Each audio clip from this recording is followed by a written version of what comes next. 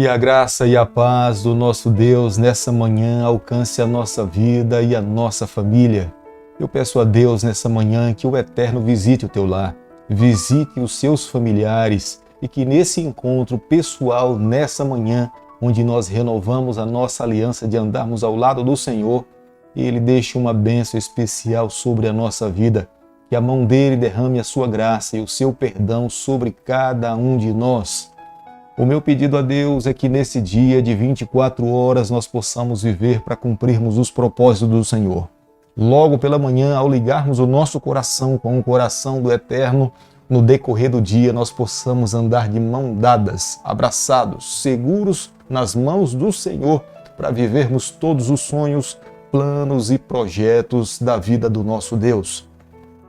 A palavra de Deus no livro de Salmo, capítulo 101, o verso 6, ela diz o seguinte: os meus olhos procurarão os fiéis da terra, para que habitem comigo, e o que anda em reto caminho, esse me servirá. Salmo 101, o verso 6. Os olhos do Senhor estão sob a face dessa terra em busca de um fiel. Deus jamais irá destruir essa terra se apenas existir sob a face dessa terra um único fiel. O desejo de Deus é resgatar os seus filhos para que possam viver com Ele por toda a eternidade. Nós precisamos a cada dia submeter a nossa vontade à vontade do Senhor para que nós possamos viver como um verdadeiro servo. Por isso que nessa manhã, nesse primeiro encontro, abramos o nosso coração, renovemos a nossa aliança, permitamos que Ele conduza a nossa vida e vivamos uma vida feliz ao lado dos nossos familiares e ao lado do nosso Deus. A cada manhã, nesse canal, nós temos a felicidade de estudarmos um capítulo da Palavra do Senhor. Tenho certeza que a nossa vida tem sido extremamente abençoada pela Palavra de Deus e a promessa dele. Portanto, tenho certeza que hoje nós precisamos nos apegar dessa promessa, dessa bênção sobre a nossa vida. E convido você a abrir a Bíblia no livro de 1 Samuel, capítulo 18, verso 1. Sucedeu que, acabando Davi de falar com Saul, a alma de Jonatas se ligou com a de Davi, e Jonatas o amou como a sua própria alma. O capítulo que nós iremos estudar nessa manhã serve como modelo para muitas amizades. Amizades verdadeiras, amizades sinceras. O príncipe Jonatas amou a Davi com a sua própria alma. A amizade de um amigo, amizade de dois irmãos, amizade que deve ser modelo para a vida de todo cristão dentro da comunidade. No grego nós temos algumas palavras para definir o verdadeiro amor entre algumas pessoas. O amor entre marido e mulher, o amor com respeito à pessoa de Deus, o amor ágape. Mas existe um tipo de amor entre verdadeiros irmãos, e é esse tipo de verbo que é usado para descrever a amizade entre Jonatas e a amizade de Davi. Em contraste, no mesmo capítulo, nós encontramos um modelo de amizade que nós precisamos repudiar. Saul se dizia amigo de Davi, mas era uma amizade que nós precisamos, nos dias em que nós estamos vivendo, repudiar. Como nós podemos ver no versículo 1 do capítulo 18 que nós estamos estudando, Jonatas era o príncipe, filho de Saul. Seria ele o futuro rei da nação de Israel. Jonatas sabia perfeitamente que Deus tinha escolhido um novo rei. Embora a corte não soubesse quem era esse homem, mas todos sabiam que a mão de Deus estava sobre a vida de Davi. Davi era um soldado singular. A maneira pela qual Davi vivia era um modelo para todos os outros soldados. Jonatas é um herói de guerra em Miquimás. Embora seu pai não o reconhecesse, atribuiu para si a vitória do seu filho, mas Jonatas era um soldado, um homem de Deus, seguro nas suas convicções, completamente diferente do exemplo que ele tinha vivido dentro da sua própria casa. As virtudes de Davi eram visíveis. O próprio Saul tomou para que ele se tornasse um cortesão dentro da sua própria casa.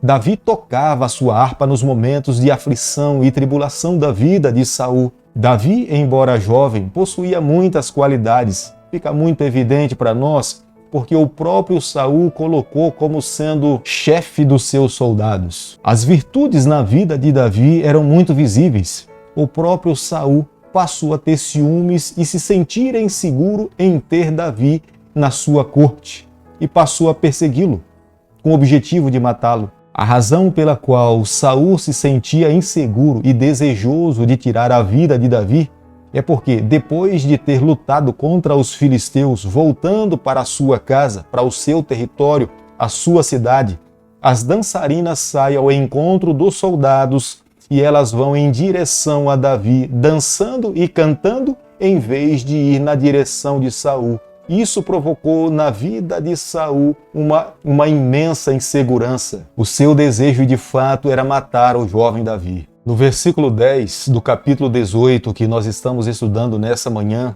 a Bíblia fala que um espírito maligno atormentava Saul. Depois que o Espírito Santo se retirou da vida de Saul, a casa vazia, o espírito maligno fazia o que bem queria com a vida de Saul.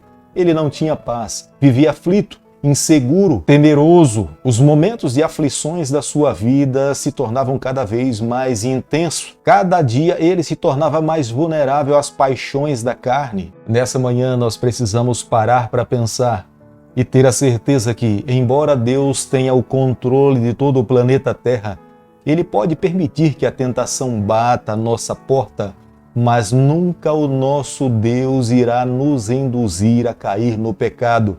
A escolha está nas nossas mãos. Somos nós que decidimos o que fazer no momento da tentação. Se nós nos voltarmos para Deus e nos apegarmos nas mãos do Eterno, nós venceremos. Jesus Cristo veio aqui a essa terra dar provas claras que é possível vencer na condição humana. Foi isso que Saul não fez e é isso que nós precisamos fazer a cada dia. O Eterno pode permitir que a tentação bata a porta da nossa vida, mas somos nós que tomamos a decisão de cair na tentação, de ceder à tentação ou nos mantermos fiéis, tendo a certeza que todo o céu está ao nosso dispor para que nós possamos viver uma vida vitoriosa. 1 Samuel, capítulo 18, verso 12, a Bíblia diz o seguinte: Saul temia Davi, porque o Senhor era com este e se tinha retirado de Saul. Magnífico é saber que Deus estava ao lado de Davi. Não havia maior alegria para Davi saber que Deus estava ao seu lado. Da mesma forma como Deus um dia estava ao lado de José lá no Egito, com Daniel na corte de Babilônia, Deus estava com Davi na corte de Saul. Deus lhe protegia dos males, Deus lhe fazia ser um soldado destemido. O Espírito do Senhor lhe orientava a tomar as decisões. Quando alguém se submete à vontade do Senhor, Deus sempre dispõe a usar esse vaso para cumprir os seus propósitos.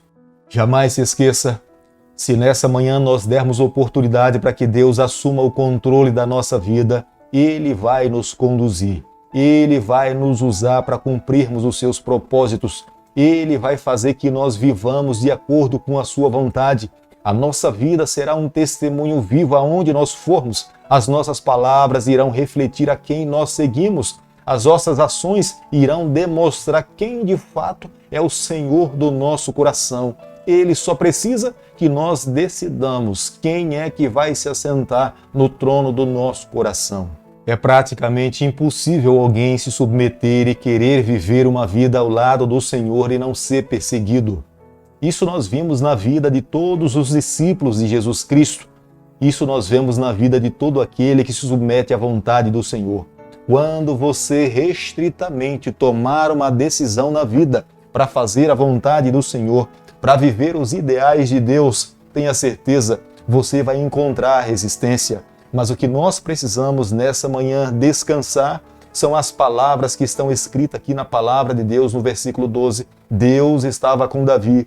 Tenha certeza que nós também teremos a presença de Deus ao nosso lado para nos conceder a vitória. O comandante do exército que nós servimos jamais conheceu a derrota. Por isso, ele vai nos levar à vitória. Como é visto no versículo 13 do capítulo 18 que nós estamos estudando nessa manhã, na tentativa de matar a Davi, Saul tira Davi da corte e o coloca como chefe de soldado dos seus exércitos, à frente das fileiras do momento de guerra. O objetivo de fato de Saul, ao colocá-lo na frente da batalha como chefe de soldados, era para que Davi se tornasse vulnerável e, lutando na frente dos seus soldados, ele pudesse perder a sua vida. A mesma estratégia um dia Davi usou com Urias, ao colocar na frente dos soldados. O objetivo era que Urias morresse. Um dos maiores erros da vida de Saul foi ter tirado Davi da sua corte. Enquanto Davi estava dedilhando a sua harpa na corte, Saul conseguia viver uma vida tranquila. O espírito maligno era afastado.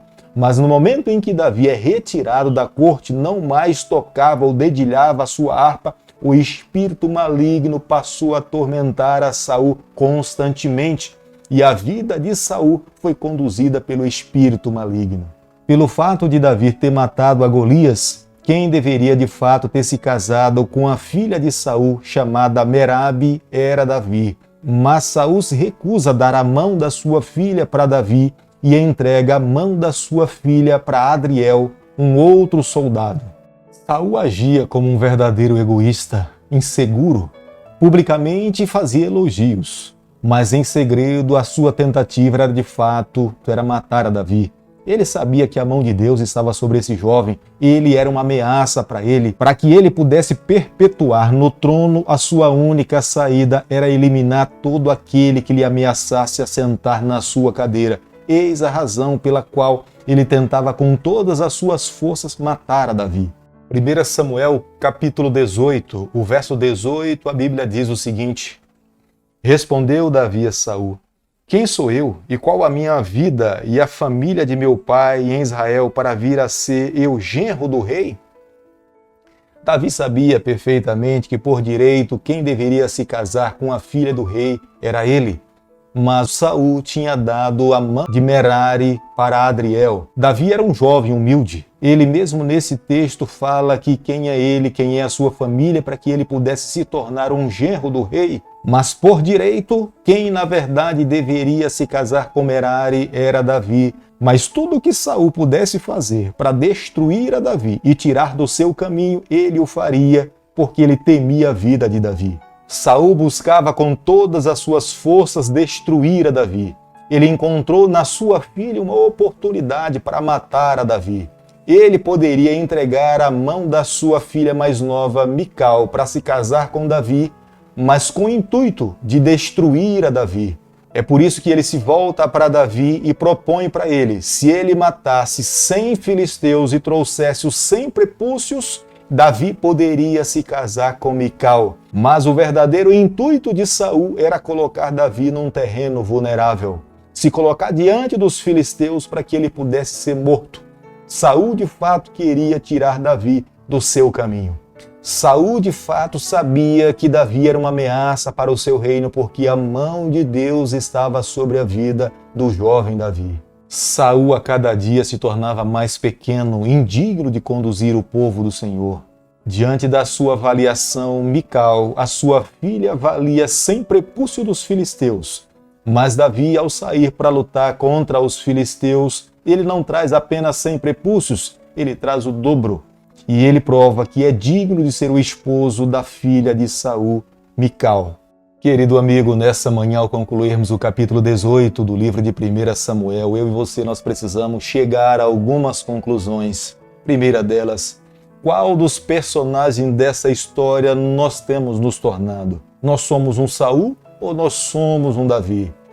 A inveja e o ódio só faz com que um coração produza dardos inflamados do maligno. Um outro fruto da inveja produz no nosso coração medo. A Bíblia fala que Saul temia Davi porque a mão de Deus estava sobre Davi. Na verdade, nós sabemos, Saul nunca amou a Davi.